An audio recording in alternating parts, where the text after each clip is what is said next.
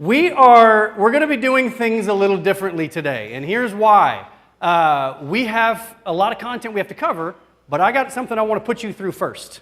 Okay, so here's how this is going to work. Ordinarily, we start with an intro, and I give you the devotional stuff, and then we give you some content to work with. Tonight, we are jumping straight into our activity, so if you would, turn to page 2. If you came in early, you may already have a head start on what we're doing.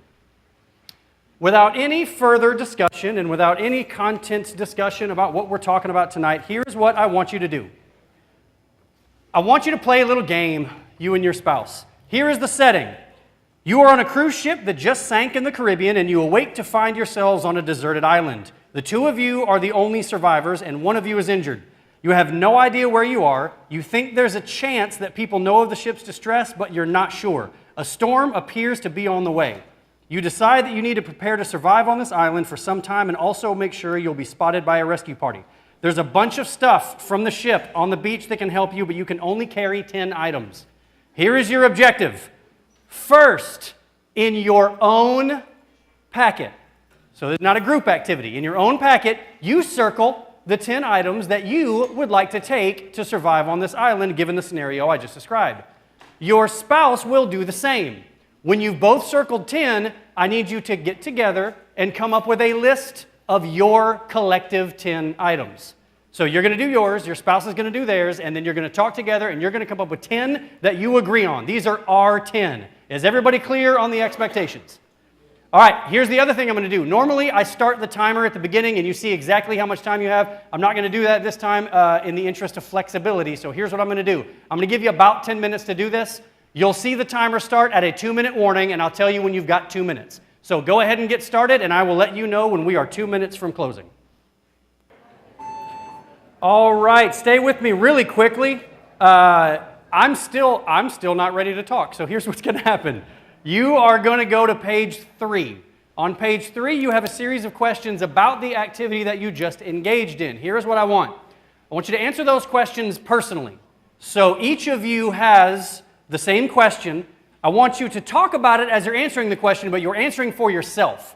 So, for example, the question that says, how effective do you think you were at influencing your spouse? I want your answer to be the one that goes there. Now, if you guys want to talk about it as you're going through it, that's fine. But again, these are your answers. This is not a collective answer. You've got 2 minutes to get through this, and there are, I believe, 10 questions. So pace yourself accordingly. And we will begin tonight in about 2 minutes. Let me quickly mention something about this where it says scoring. If you didn't hear what I said just a second ago, after question 10 it says scoring. That is how I want you to add up your point total. As you are totaling your point values, I want to explain to you why we opened with this activity. We open with this activity because, in a sense, what you just experienced with your spouse is going to be the key theme that we're going to focus on tonight. I always try my best to start, because I know the little quizzes and games and stuff like that seem to be enjoyable, and it kind of takes some pressure off. So I want to start with something that gives you an indication as to whether or not what we're covering tonight is an area of strength for your marriage or whether it's an area of struggle for your marriage. I'm going to give you a number. You ready? You want to hear if you passed? Here's the number. If you scored a 24 or higher, the indication that gives me is that what we're going to talk about tonight is something that may already be on your radar. If you scored below a 24, tonight is really important for you because the theme that we're going to talk about tonight is going to help you raise that point value. Now, as I always do, let me please say again that this is not ironclad, and if you scored below a 23, I am not telling you your marriage is over and you need to file for divorce. I am simply telling, and by the way, that would be the weirdest divorce petition ever. Did not score a 24 on that game. So I don't want you to feel that way. This is simply a fun little activity that gives you an idea as to where you are. Let's talk for just a second about tonight's topic. Tonight's topic is going to take us to a degree back to Ephesians 5. The idea of submitting to one another out of reverence for Christ. Tonight is about the act of submission. The first 3 weeks, we are on week 4. The first 3 weeks, here's what we talked about.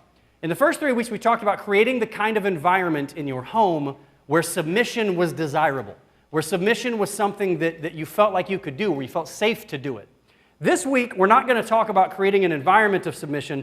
This week, we are actually going to literally talk about the act of submission. we have a bunch of spiritual guideposts and textual guideposts. I'm not going to ask you to turn here with me because I'm going to cover a bunch of stuff quickly, but I'll draw your attention to the screen for the scriptural platform for tonight's lesson. 1 Corinthians 11:11. Nevertheless, in the Lord, woman is not independent of man, nor is man independent of woman. Proverbs 13:10. Where there is strife, there is pride, but wisdom is found in those who take advice. That theme of taking advice is kind of important as to what we're going to talk about tonight, and you'll see some more of that here in just a second. Proverbs 4:13, hold on to instruction, do not let it go, guard it well, for it is your life. Proverbs 13:13, whoever scorns instruction will pay for it, but whoever respects a command is rewarded. And finally, James 3:17, and this is where we're going to kind of launch into tonight's lesson. But the wisdom that comes from heaven is first of all pure, then peace-loving, considerate, submissive, full of mercy and good fruit, impartial and sincere. Take a look at the second part of that verse. Submissive. It's considerate and submissive. Our job is to live a more Christ-like life and to reflect the love and wisdom of God in our daily lives and in our relationships. In addition to what we read in Ephesians, we see some things in this passage that are going to serve as our jumping off point for what we're going to talk about tonight. The wisdom that comes from heaven is, amongst the other things listed here, considerate and submissive. Tonight we're going to talk about how to be those things and how that's going to make you a better spouse. Tonight's theme is enhancing your teamwork. Another way to think about this is accepting the influence of your partner. In other words, everybody in your family gets to have a voice. Now, this may be something you're already doing. It may be something that's not on your radar, but regardless of where you fall on the spectrum of influence, I can assure you that you have work that you can do in this area. What Paul refers to as submission in Ephesians is what we're going to really primarily focus on. One of the best ways I can explain this concept to you is by explaining what I hear when it's missing. Okay, so understand what I mean when I say that. I'm going to explain what I mean by accepting influence by telling you what I hear in marriage counseling sessions when I'm working with a couple for which influence is a struggle. All right, so if I'm working with a couple and I start to hear these kinds of phrases, that tells me that this couple is struggling with accepting influence from each other. Phrases like, everything I say is wrong. He or she thinks I'm stupid. I don't get to have an opinion. He or she thinks I'm stupid is really, really sadly common. And as spouses, we have a tendency to kind of laugh that off, and we just kind of go about our business, when the reality is that is incredibly painful. And in marriage and family counseling, it is a massive red flag. Adults are not designed to live with these types of phrases floating around their head. They're not designed to live in relationships where they're belittled in the relationship that is supposed to be their greatest source of support. So this is what it sounds like when influence is off. Here's what it looks like. Take a look at some of the things you see here. If you can connect to anything on the screen right now, accepting the influence of your partner may be something you're struggling with. Does one person make the majority of the important decisions? Do big decisions get made without a lot of input? One person wins the vast majority of the fights. One person wins the vast majority of the fights. Your defense of that may be, well, I'm smarter and better at fighting. Touché, but you can't win them all. One person wins the vast majority of the fights. One person isn't taken seriously and they're belittled. And then the last point is really important. They're not safe to have the conversation about it. They don't feel like their voice can be heard. I want you to humor me. If you feel that this may be an issue in your marriage, it is. And here's why I say that. I say that because when a spouse is hesitant to accept the influence of his or her partner, very rarely does that partner know that. Very rarely does the individual who's having a hard time accepting influence know that they have a hard time accepting influence. Most of the time, they don't think anything that I just said applies to them. They think, no, I listen. I listen to what she says. I take her advice. I take her input. But the reality is, if your spouse looks at you and says, I kind of connect to a couple of things that I saw on that screen, your response to that is to realize that they're trying to tell you something really important. What they're trying to tell you is this is a problem in your marriage. And by the way, this is a good rule of thumb, and here's what I mean. If your partner has an issue with something, I would strongly encourage you to give it the type of credit that it deserves. In other words, if your spouse says, we have an issue with this, you don't have to agree that it's an issue. Most of the fights you have in your relationship are about the fights themselves and about whether or not the other person is allowed to feel the way they feel. I'm frustrated that this happened, and our response is to say, well, you shouldn't be frustrated. Well, that's completely irrelevant because they are frustrated. Okay? And I say that because accepting influence is a way to start that process of healing. This is what we tend to think about. Okay, when I talk about a couple not accepting influence, in your head, you probably have this picture. You probably have a picture of the dad who comes home from a long day at the office when mom's been baking cookies. And they come home and the wife says, how was your day? And he doesn't really accept the influence because he handles all the bills and he does all the stuff. Now, statistically speaking, I want to be honest. When it comes to not accepting the influence of our partner, statistically speaking, it is mostly men. 60% of men surveyed struggle accepting influence from their wife. 60%, that's a bunch. I'm no mathematician, but I think that's more than half.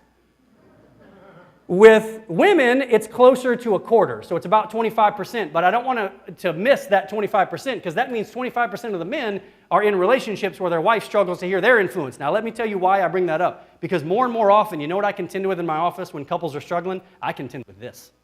I don't contend with old-fashioned dad who comes home. I contend with mega mom who does everything. She has a hand in everything that happens in the home. She handles the kids' lunches. She handles the kids' schedules. She handles the husband's schedule. She handles the menus. She handles the mortgage. She handles the bills. For the record, that is something that men don't tend to talk about too openly and honestly, but trust me, I hear it in sessions all the time. A lot of women handling all of the finances, all of the home stuff, all of the personal stuff within the family. The husband's job is to watch games and go to work. And the wife goes to work too, but she handles all of these other things. So more often than not, when I'm dealing with a partner that's struggling to accept influence, I work with a lot of husbands who have an opinion on something to do with the kids, but they don't feel comfortable offering that opinion. And the reason they don't feel comfortable offering it is because mom has a way she wants it done, and you're getting in the way by offering your advice. That sound familiar? Does that sound familiar, especially if you've got young kids? If dad has an opinion, well, maybe we should do it this way. Don't you dare, I've got a schedule, we're going to stick to that schedule, I know what I'm doing. Okay, that's a form of not accepting influence of your partner. So I don't want you to demonize the men because we're not just talking about the men. What does accepting influence sound like? These are the types of things, if you see these things in your marriage, if you hear these things in your marriage, you're accepting influence. Notice these are really basic. If you ask your spouse, what do you think? And then actually listen. That's a good idea. How can we fit these things together? I don't see it that way, but let's talk it over. I really like that sentence. And the reason I really like that sentence is because you're admitting to your partner that I don't agree with everything you're saying. However, I want to talk more about it, and I'm willing to continue listening to me. Let's go with your idea. You notice that one on there? Let's go with your idea. You know why that's important to me? There are times where, whether it's the husband or the wife, if your partner feels passionately about something and you can tell that your partner feels more passionately about this than you, lay down. Let them win. Let them have that one, not out of concession and not out of pity, but out of the idea that your partner needs to feel like they have influence in the relationship as well. It can really benefit your marriage for you to look at your spouse and say, yeah, I don't agree with that, but all right, we'll go with your thing. What does accepting influence look like? Take a look at these points. If you see these things in your marriage, then you are accepting the influence of your partner. Opinions are safe to express. Nobody's thoughts are dismissed. Take a look at point number 4. It's possible for change to occur after discussion. One of the things that I've heard a lot in counseling sessions is, and again, I'm going to go back into that danger of gender stereotyping, but I specifically hear a lot of husbands who will listen to the input of their wife, but then they don't change anything. They don't do anything with that information. You need to listen, but every now and then your wife or your husband needs to see you make a change based on something that they suggested. Because the reality is, in your marriage, in your relationship, everyone needs to feel like they have a voice. Debate is acceptable, it's healthy, and it's enjoyable. I really like debate. I like talking about it. So let's try this again. Here's what I want you to do. Take a look at the bottom of page 4. I'm going to make you miserable here for just a second, because here's what I want you to do. The bottom of page 4, you'll notice it says round 2, and there are just 4 blanks. You know what's coming. I want you to take that list of 10, and I want you to pare it down to 4. And I want you to rank them in order, most important to least important. You are having this conversation together. Like I did last time, I will put a 2-minute warning up. My hope is the second time around, that conversation had a slightly different tone because we had been talking about the idea of accepting the opinions and the influence of your partner. My hope is that resolution was a little easier, and because it was a goal. It was a goal to not only get the answers to the question, but to actually involve your partner in the process. See, the problem with us as spouses is we tend to focus too much on answering whatever the question is or solving whatever the problem is. And we don't look at those opportunities When we're faced with a question, when we're faced with a do we do this or do we do that scenario, we don't look at that as an opportunity to get close to our spouse, as an opportunity to grow, but we should, because they are. For your marriage to reach peak, you know what? It's been a long day. It's hot. It's August. I don't remember where I was. For your marriage to reach peak happiness, it is important that both of you have a voice and both of you have a say in what goes on. I want to make sure you hear me say this. You need to allow your spouse the room to have an opinion, because the reality is you chose to enter into a marriage together. And a marriage in which one person does not feel that they're allowed to have an opinion is a marriage that is headed into a very dangerous area. I want you to know why this is such a big deal. I want you to take a look at this happy couple. The goal is to make it to this happy couple. And how do we get there? You get there, in fact, research says that the happiest couples who've been together for a long time, the happiest couples, when they talk about life stages, there's a difference between sliding through life milestones and deciding through life milestones. The happiest couples in measurable marriage happiness standards are those that decide through life, not those who slide through life. So what do I mean when I say that?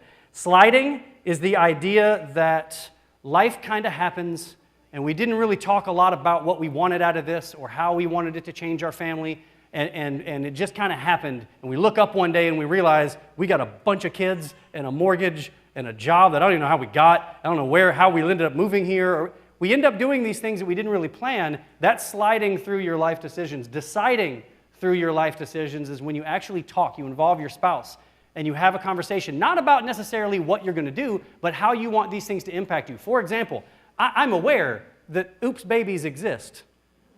Many of you have had those. The oops baby does not mean you have to slide through that baby. It means that you can decide, okay, now that we've been given this gift, which I'm sure is exactly how you reacted as soon as you found out about it, if we've been given this gift, how do we want this to impact our family going forward? What do we want to do differently? What do we want to change? What do we not want to change? Those types of conversations mean you're deciding your way through that.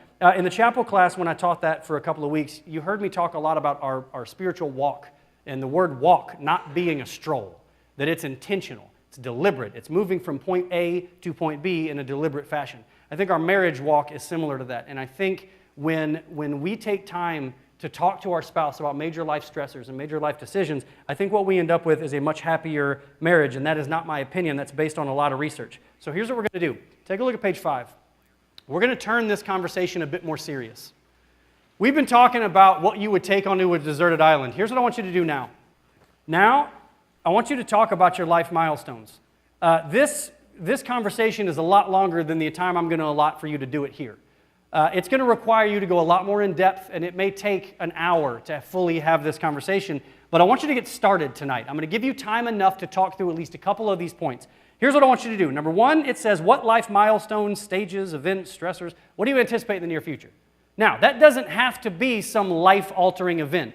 Changing jobs, moving to a new house, a baby coming, kids starting school, kids graduating from school, you starting school, you graduating from school. All of these things are major life milestones. Literally anything that changes your day-to-day functioning or anything that you believe to be a monumental moment in your life. Doesn't have to be Washington monumental. It can just be a desktop statue monumental. Okay? So make sure you understand that I'm not saying that life milestones, that there's a few of them. These exist all the time. Number 2, I want you to agree on one you're going to talk about. For April and I, we did this a couple of nights ago.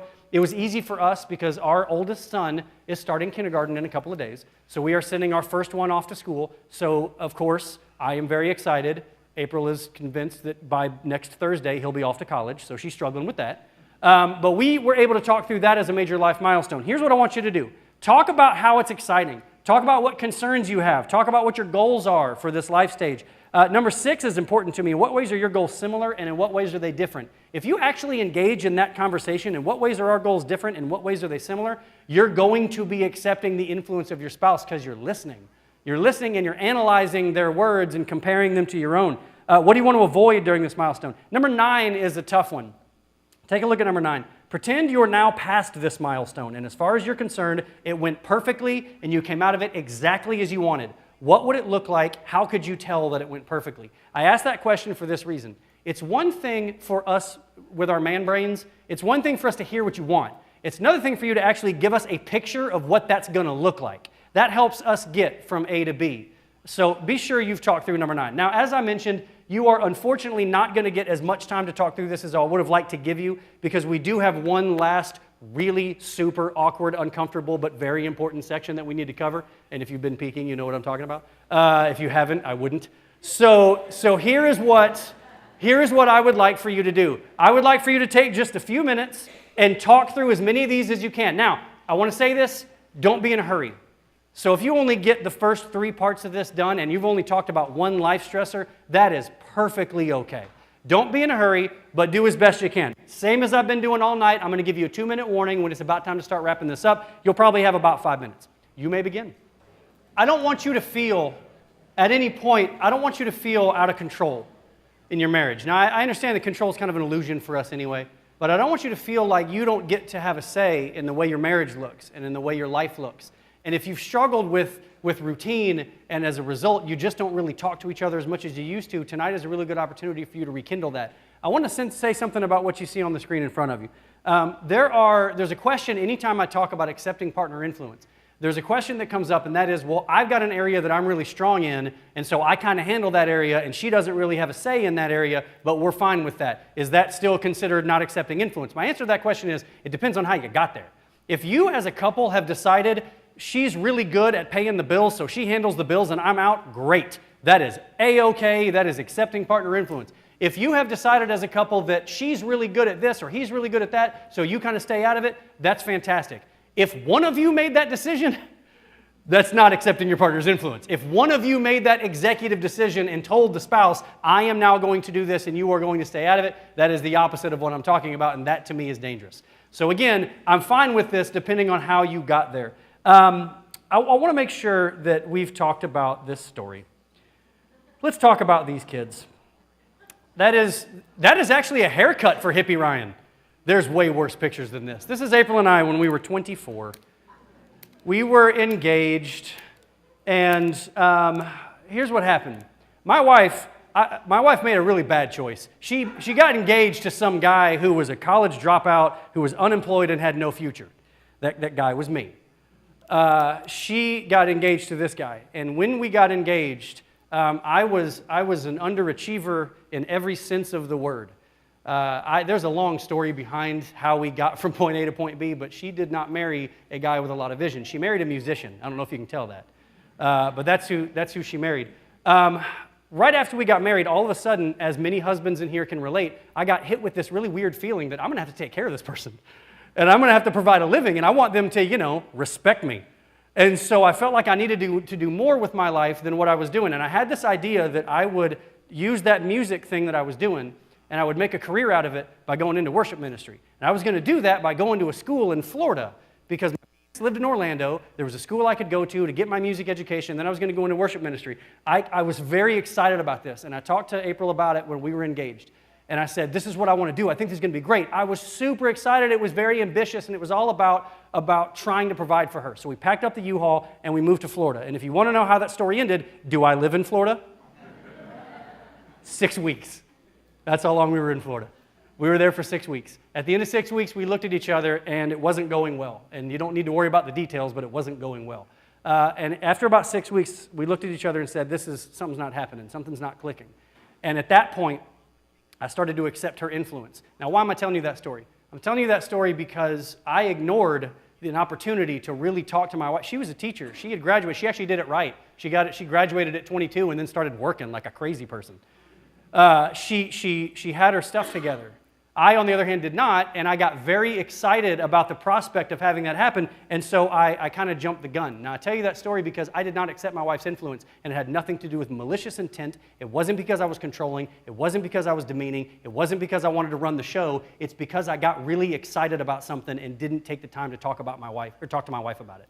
So understand, the moral of that story is you don't have to be a monster for this to happen. You can just be excited and kind of forget that there's another person that needs to be involved in these conversations. Your homework tonight is to first complete any of these discussions that we haven't talked about. Those life stressors are a very big deal to me, and I'll tell you why. You talking through your life stressors is really super important. I don't want you to slide through life. I want you to decide your way through your milestones. I want you to feel like you have an opinion on what your goals are for your kid going to school this year. I want you to have an open conversation, open dialogue about how you want the family to work around this new change that's taken place. And if these changes take place without your opinion and without your input, you are at a high risk of feeling left out and of feeling like life just kind of happened to you. If you put this tonight in conjunction with the other 4 things we've done, so you start off by asking each other a lot of questions and getting to know each other. You talk to each other about your appreciations. You tell the other person what you love about them. You get rid of the distractions that get in the way of your marriage. And you finish by including your partner in the conversation of your marriage. You are going to have a much happier marriage. I can assure you of that. Now let's talk about the very awkward and uncomfortable homework I have for you. Take a look at page 6. I would be doing you a disservice if I went through a marriage workshop and didn't talk about sex. I would be professionally not meeting the expectation. I am, however, very aware of the fact that this is a small room. You know each other really well, and some of you are sitting next to your parents. As much fun as that would be for me, I'm not going to have you have this conversation here tonight. I want you to go home and have this conversation. Now, why tonight? Why tonight are we having this conversation? Here's why. We're having this conversation because accepting the influence of your partner in your sexual life between the two of you is absolutely crucial. Sex is one of the reasons that couples get unhappy with each other. It's one of the primary causes for divorce. And as a church family, if we don't talk about how to make it a good experience between the two of you, we're doing you a disservice. So tonight, here's your job. And I want to say something. Somebody in this room desperately needs to see that piece of paper, and I'm going to tell you why. You've been living in an unhappy, sexually unfulfilled marriage where you two are not connecting physically, but you don't have the courage to say it. You don't have the courage to say it out loud. You don't have the courage to bring it up, and you do not have the courage to say the things that are on that piece of paper. Let me guide you into that. Let me guide you into that by answering the questions that are on the paper. You can look at the paper and go, I don't know, man, he told me to answer this, so I guess I'll be honest.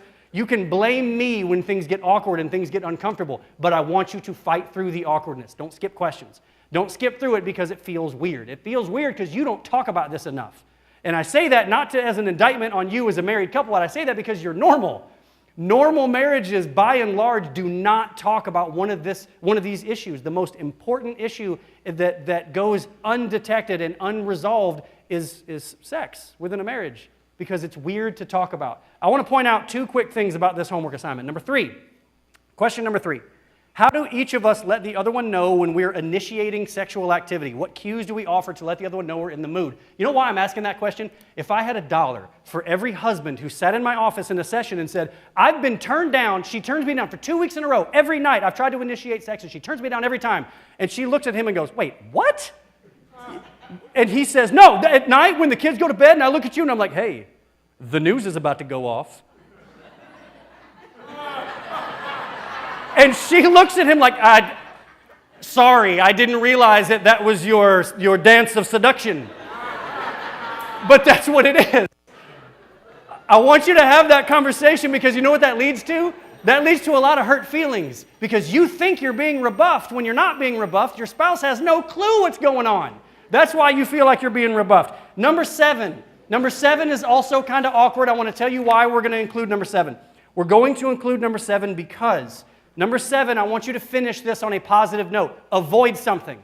Do not talk about why you used to be attracted to your spouse. Do not talk about how you could be more attracted to your spouse. Talk about why you're attracted to your spouse. I want you to find something that they can cling to. And the reason for that is because just as much as we don't talk about sex in our marriage, we also don't look at our spouse and tell them, I find this really attractive about you. I really like this thing. I like that thing, whatever. I'm going to stop trying to give examples because I'm getting into dangerous water and I got elders sitting in the room. So just trust me on this conversation. Tonight is all about accepting the influence of your partner. If there is no other area in which you do this, this conversation is the one that will benefit your marriage the most. I want to tell you what you're walking into next week.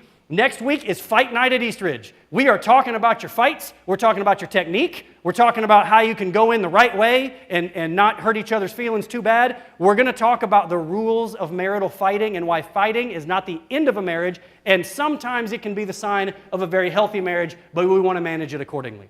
All right, I appreciate your attention tonight. Let's finish with a word of prayer, and we'll go out the rest of our week.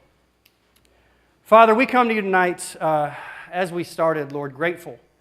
Grateful for you, grateful for the work that you're doing in our lives, and grateful for the work you're doing at Eastridge. God, I thank you for the lives in this room, for the marriages in this room. Lord, I know I've asked them to do some things that are uncomfortable, but God, I pray that tonight will be really impactful for a marriage that needs it. I pray tonight that there's somebody in this room who desperately needs to hear the message that you have for them. And God, I pray that tonight, through these conversations with each other, I pray that they won't hear each other. I pray that they won't hear me. I pray that they'll hear you. I pray that they'll hear your desires for them. I pray that they'll hear your dreams for them. And I pray that you'll help them get to the marriage that you have designed for them. God, I ask these things through your Son. Amen. Thank you for being here, and I'll see you next week.